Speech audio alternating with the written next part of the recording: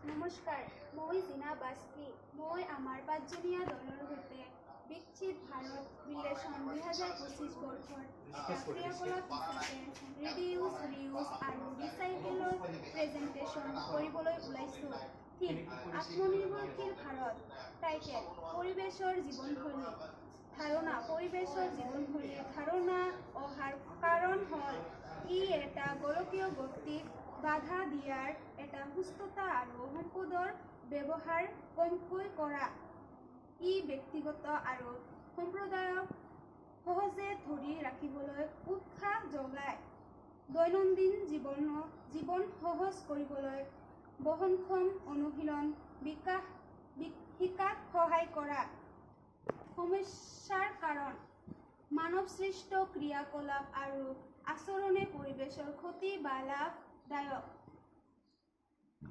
ফলাফল: প্ৰাকৃতিক সম্পদক সংৰক্ষণ কৰা, শক্তি সঞ্চয় কৰা।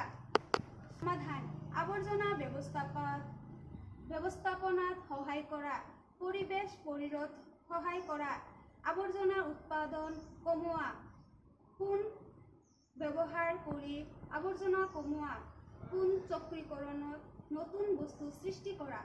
Thank U.